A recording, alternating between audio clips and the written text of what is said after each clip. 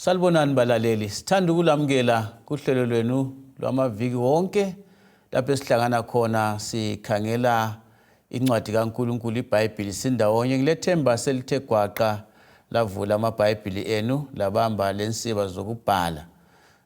Ngithanda ukubana ngalesi sikhathi ngilamukele kuhlelo Buza IBhayibhili likuphendule.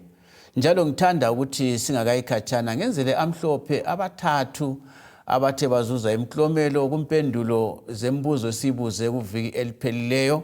Ngenzela amhlophe kakhulu ugogo uThandiwe Machazi, njalo ngenzele amhlophe uGezile Hlabangane, ngiphinde ngenzele amhlophe uPatience Zinhle Mpofu. Yilaba ke abathole imklomelo kuleli viki. Ngizathanda ukuthi singakayikhatshana ngamukela abafundisi ababili esihamba sindawonye, umfundisi uMpofu lo mfundisi uMpofu. Bafundisi bingelelana abalaleli. Salibonani balaleli, siyalamukela kuhlelo lwenu lwakuyona le viki. Okhulumayo umfundisi uMpofu CK. Salibonani balaleli, siyalamukela ehlelweni lethu lwale iviki. Okhulumayo ngumfundisi uOB Mpofu. Siyabonga. Ngithanda ukuthi ngiphinde inombolo zethu ezocingo nxa lifisa ukubana lizwe okunengi, ufisa ukubana uthole izifundo, ufisa ukubana ube ingxenye yeqembu lalabo abafundayo abathola izifundo iviki ngeviki, kumbe zonke izifundo esizadlulayo, siyenelisa ukubana sikuthumele ku WhatsApp. Inamba yocingo ithi 0718 444 196, 0718 444 196, kumbe njalo u-078 620 4000, 078 620 4000. Ngizathanda ukuthi abafundisi basincedise kumbuzo edlulayo. Umbuzo wokuqala wawubuza ukuthi iziphi impahla ezitholakala endaweni engcwele. Lilalele balaleli, hatshi endaweni engcwele kodwa endaweni engcwele njalo zazimeleni zisitshoni ngempilo yalamhlanje, kithi lamhlanje siphila lamhlanje. Umfundisi uMpofu OB uza kusincedisa. Siyabonga. Endaweni engcwele sithe thina yikho lapho kwakulenziki yethebangeli khona. Kwakulomtshokotsho wesivumelwano. Umtshokotsho wesivumelwano lo kwakulibhokisi elilemthetho elithumi phakathi. Izibhebhelizane zamatshe zaphiwa uMose nguNkulunkulu, zibhalwe ngomuno wakhe. Umthetho lo yisisekelo sombuso kaNkulunkulu njalo kawuguquki. Njalo ukwephulwa komthetho yikho kwakuyisizathu sokwenziwa kwayo yonke imihlatshelo kuthebangeli. Then ibhokisi lelo kuthiwa umtshokotsho wesivumelwano lalivaliwe ngesihlalo somusa. Isihlalo somusa lesi sathina simelele uJesu, onguye oma phakathi kwethu thina esephule imithetho le yayingaphansi. Lenkazimulo kaNkulunkulu eyayiphezulu kuthebangeli.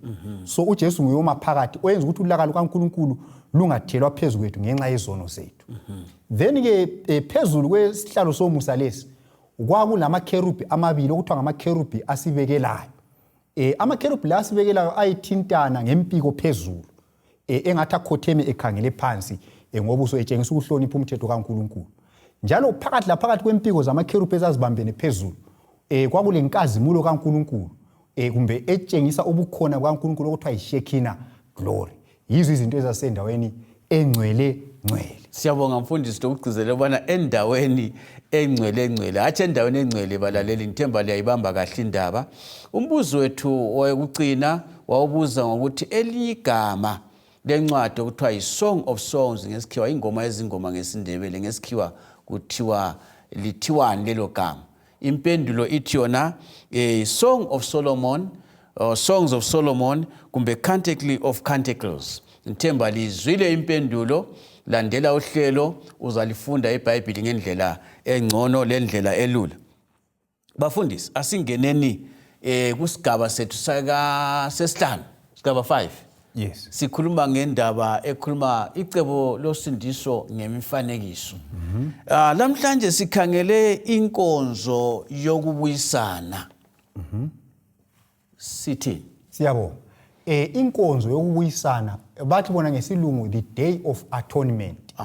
Igama leli elihlona atonement bathi libunjwe ngamagama amaphosa amathathu ukuthi 8, 1, meant kusitsho ukuthi ukuba munye so kwakulusuku lokubuyisana usuku lokuba munye loNkulunkulu ngokususwa kwesono koIsrayeli sikhumbula ukuthi balaleli besilokho sigcizelela ukuthi uNkulunkulu wayefana nalehara eyayithatha izono zabantu eziletha kuye kumbe ezilethe endlini yakhe esiba lomlando wazo kusitsho ukuthi abantu babevuma izono zabo nsuku zonke zitransferwa igama lokuthi ukutransferwa lingalikhohlwa izono zazitransferwa zisuke ebantwini zibiye enyamazaneni inyamazane ngabulawa kuthatha igazi layo kuchelwe izono zisale etempelini so kusitsho ukuthi itempeli lalingcoliswa izono zabantu nsuku zonke maviki wonke bese kusithi ke kanye ngomnyaka kwakusiba losuku lokuhlambulula itempeli lapho kwakususwa khona lezi zono sizaba kwazi ukuthi zisuswa zisiya ngaphi kodwa lapha uNkulunkulu sefuna ukususa isono koIsrayeli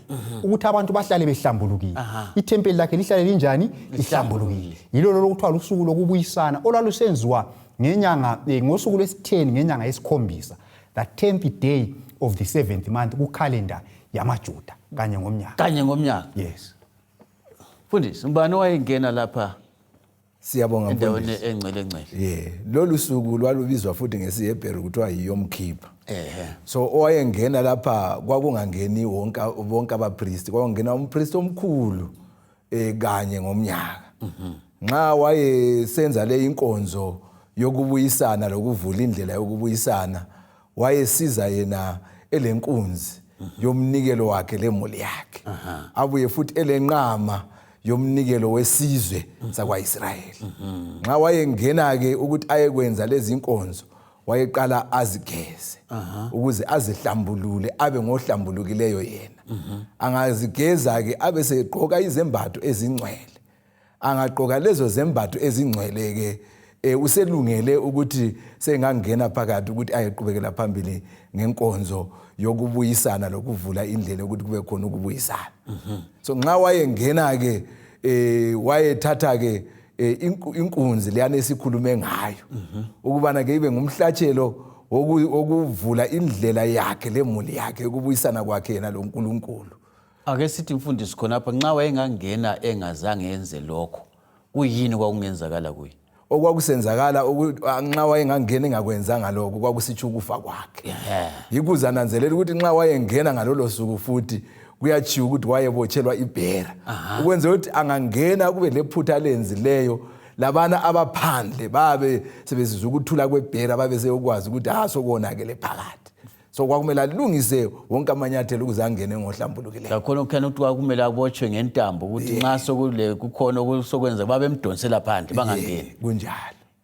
indaba enzima kunjalo bese kusenzakalani siyabonga engcenye abalalisi ngabakhuthaza ukuthi bafunde kuLevi 16 lapha iLevi 16 isahluko sonke kodwa singakhangela kakhulu ivesi ngo6 siya ku28 zonke izinto esizichazisayo lapha zitholakala kuleso sahluko even nxa sithinta amanye amavesi yabe siwathinta khona phansi so nxa umpriest wayeseyenze njalo kwaso kusithi ukuthi ke usehlambulukile yena lemuli yakhe sebengamela isizwe sonke so isigaba esasilandela ke khona ungakadluli mfundisi nxa ebuyele emva kancane ukuthi anti kulabantu labo kuqabo lubuya la khona apho kuqhathekile futhi lo abantu kwakumele babuthane bagombolozele ithebani wonke umuntu ongasali umuntu kwakungela umuntu emasimini kumbe oya ngaphi ngalelo suku kwakulusuku lokuzila kwakumele wonke umuntu azile kwakungela umuntu oya emsebenzini abantu laba bebuya bagombolozele ithebani kwakumele babe besemthandazweni bekhuleka bevuma izono zabo bezisola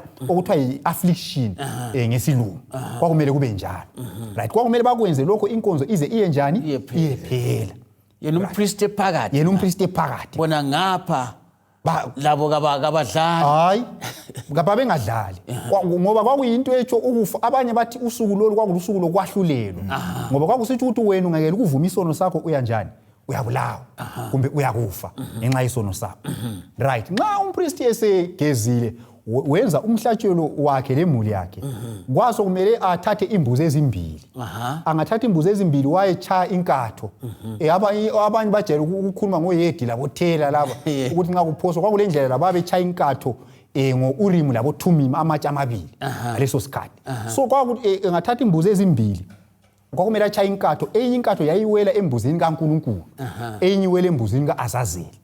Imbuzi kaNkulunkulu le yiyo kwakuyimbuzi yomhlatshelo. Imbuzi kaAzazeli le yayingasombuzi yomhlatshelo, siza kuchasisa nxa sisiya phambili ukuthi yayivele isebenzani. Kodwa khathesi ke sokule mbuzi ezimbili, umphristi echaye inkatho. Inkatho yawela embuzini yani yenkosi, enye yawela embuzini kabani? kaAzazeli. Right. Imbuzi yenkosi yayithathwa ke ngumpriest. Yiyo eyayimbuzi eyayisiba imbuzi yomhlatshelo. Angenzi imbuzi le yayibulawa, umpriest abesethatha umganu akhongozele ini igazi layo. Angakhongozela igazi layo abesengena legazi leli ethempelini. Kumbe kuhle mfundisi uyibulalela ngaphi? Ingaphi? Imbuzi le yayibulawela ngale esathi thina kusegumeni. Phandle. Abesengena legazi ngaphi? Phakathi. Nxa uzadlula endaweni engcwele. Uyadlula endaweni engcwele. Angafika endaweni engcwele wayethatha umlilo. Umlilo laphana ku-altar leliyana elempepha. Sakhuluma ngalo. Sakhuluma ngalo. Wayengena futhi elempepha. Angathathi umlilo lwana abesethatha impepha, abesengena ke ngaphi? Endaweni engcwele. Right. Ungene ethwele igazi lomlilo lempepha. Nxa efika endaweni engcwele laphana, into yakuqala kwakumele ayenze yikuthatha impepha liyana ayifake emalahleni kumbe emlilweni, achise impepha liyana. Kwakumele ayichiseleni impepha. Sikhumbula ukuthi sithe kwakulenkazimulo kaNkulunkulu lapha. So wayengeke abhekane lenkazimulo kaNkulunkulu kungela impepha. So impepha yayimsibekela, imvikela ukuthi angabhujiswa inkazimulo kabani? kaNkulunkulu. Angathi sibekelwe impepha le, abesethatha ke igazi liyana enze njani? Achele phezu kwesihlalo sani somusa esasiyisidikiselo sebhokisi lemthetho elithumi phakathi. So kuyachelwa la, kuchelwa phezu kwesihlalo somusa, kuchelwa phezu kwebhokisi leli elilemthetho elithumi ngoba iyephuliwe imithetho le. So kwakuchelwa kangaki? Kasikhombisa. Angachela kasikhombisa, usikhombisa sikhumbula ukuthi sathumelele ini? Ukuphelela. Then angaqeda ukwenza lokho ke wayephuma phandle. Angaphuma phandle ke abesethatha imbuzi liyana esithethina nguAzazeli. UAzazeli ngolimi lwesiHebheru kuthi ukuthi idimoni elikhulu kula wonke amadimoni. Kusitsho ukuthi nguSathane uqobo lwakhe. Ngoba phela ingilozi kaSathane yizo ezingamadimoni. USathane nguyinduna yakhona. So uAzazeli uyinduna yamadimoni, uSathane uqobo lwakhe. So umpriest wayethatha ke imbuzi liyana uAzazeli abeseyibamba ikhanda. Izono zonke kade zivunywa umnyaka wonke. Abesezithatha azinike ubani? uAzazeli. Azifake embuzini le ekaAzazeli. Nxa esezifake embuzini le kaAzazeli sokudingwa indoda eyisiqwaga, indoda eqinileyo lamamasulu. Uthiwa imonya. Kule nsuku bathi imonya. Abakubeka ngolimi lwensuku zanamuhla. Indoda le yayithatha limbuzi uAzazeli ihambise enkangala okungahlali khona umuntu. Njalo ngoba kwakungamelanga kube lo muntu ohlangana la limbuzi, yayihlala khona ngale ize ifele khona ngale. Wonke kuyichebe. Hayi yayingazivele ingatshetshwa. Vele kwakungavumi ukuthi umuntu ahlangane la ngoba yayihanjiswa khatshana sibili. Yikho kwakudinga indoda eqinileyo. So imbuzi le ingafela ngale, undodlelwane wayehambisile abesebiya segeza ahlambuluke. Kuthi ukuthi imbuzi le nxa isihambile le akusela sono koIsrayeli. Izono zonke ezivunywe azisekho, indle engcwele ekade ngcoliswe izono zabantu isinjani? Isihlambulukile. Abantu sebemunye loNkulunkulu. Nasindaba. Kwakusitshoni lokho. Right. Lokhu kwakusitsho ukuthi umpriester omkhulu lo esikhuluma ngaye. Inkunzi kakhulu. Inkunzi yayimele umnikelo kampriester omkhulu. Kodwa umpriester lo wayengumpriester ongumuntu omele umpriester onguJesu. So inkunzi leyi yayimele ukuthi umpriester ulomlando omkhulu esizweni. Kafanani labanye abantu abantu makhazi. Yikho kwakumele anikele ngenkunzi. Kusitsho ukuthi vele abantu abangabathungameli silomlando ikakhulu thina abafundisi ukwedlula abantu esibathungamelayo. Ngoba umlando wethu thina mkhulu ngenxa yokukhanya umlimo asiphe khona la ngenxa yokuthi thina sima endaweni uNkulunkulu lapho kumele ame endaweni yakhe. So ke lo mnikelo wakhe kwakumele ube mkhulu ukwedlula wabantu abamelayo. Nasindaba. Imbuzi yenkosi sesikhulume ngayo. Mhlawumbe khonapho kumpriest engcenye abalaleli bangabamba uJakobe 3:1. uJakobe uthi lingathanda ukuba ngabantu abakhulu kumbe abangabafundisi ngoba liza kwahlulelwa ngokwahlulelwa okukhulu. Yikho umpriest wayenikela inkunzi la. So ukuba le position enkulu ukuthi usulomlando onjani omkhulu. Imbuzi yenkosi leyi yayimele uJesu. Imhlatshelo yonke ngaphandle kweAzazeli yayivele ikhomba ubani? uJesu. onguye iwundlu likaNkulunkulu elisusa isono sani somhlaba. So nguye oyenza ukuthi izono zethu zithethelelwe, nguye oyenza ukuthi sibe munye loNkulunkulu. Right. Then bese sisiza kuAzazeli. UAzazeli sesikuvezile ukuthi wayemelele ubani? uSathane. Right. Okwenzakalayo kade siza kuthinta lokhu nxa siya phambili. Nxa sivuma izono zethu ziya transfer ziye ku sanctuary esezulwini, ngoba sikhumbula ukuthi le emhlabeni yayingumfuziselo wengaphi? Esezulwini. So sikhuluma kunje kathesi nxa sivuma izono zethu ziyangcolisa ithempeli lasezulwini. Then uJesu engakabuyi kuzamela ukuthi izono zonke kade zivunywa ngabantu la zizathathwa ziphiwe ubani? uSathane. Izono lezi nxa zithethwe ziphiwe uSathane, kutshengisa ukuthi uJesu nxa ebuya la uSathane uzaphiwa izono zona lezo ezabantu bonke ezivunyiweyo. Nxa ephiwa izono lezo uSathane uzasala yedwa lapha emhlabeni njengoAzazeli owayesiba yedwa enkangala, ngoba phela uJesu nxa ebuya abangcwele siza kuya ngaphi? Ezulwini. Abalungileyo abathola uJesu bephila bazahamba ezulwini, abafileyo abafele kuJesu bayathathwa bayavuswa bayezulwini, abaphilayo ababi bazakufa. So uSathane uzabe eyedwa lapha lezi ngilosi zakhe esethwele izono zabantu bonke, ngoba nguye umsunguli wani?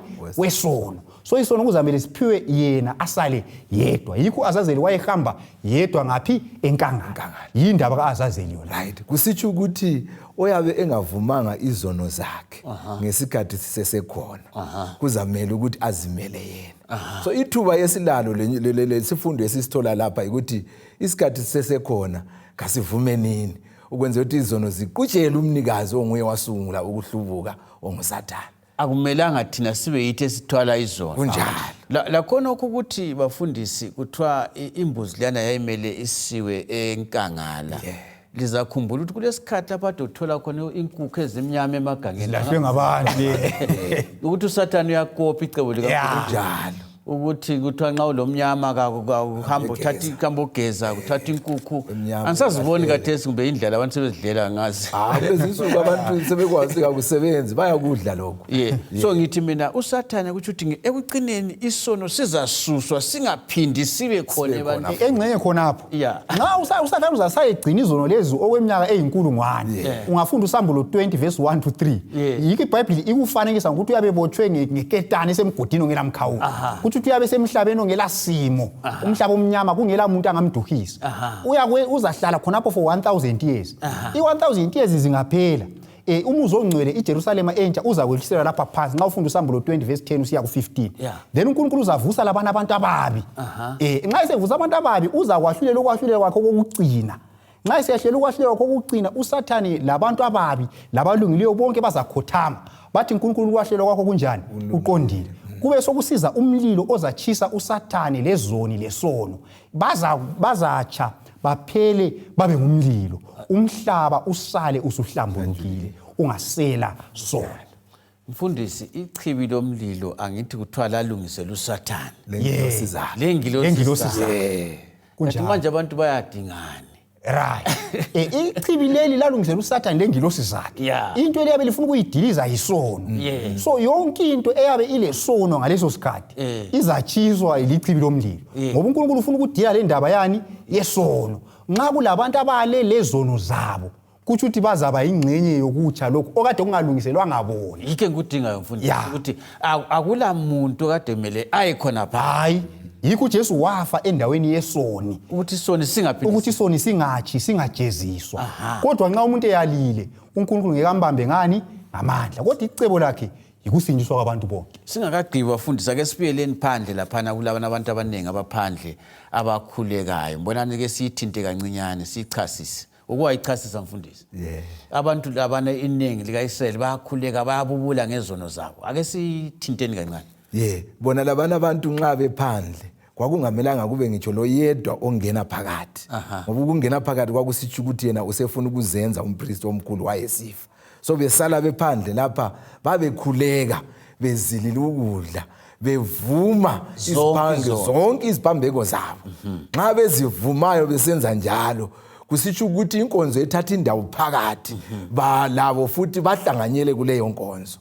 Oyabe engahlanganyelanga kuleyo nkonzo angabona umpriest esephuma kwakusitsho ukuthi kuphela kwendaba yakhe kuyikufa kwakhe khonokho. So lokhu kusivezela ukuthi inkonzo le yokubuyisana yayingasonkonzo yokudlala njalo isono sona ngokwaso siyadura kumlimi. It's very cost.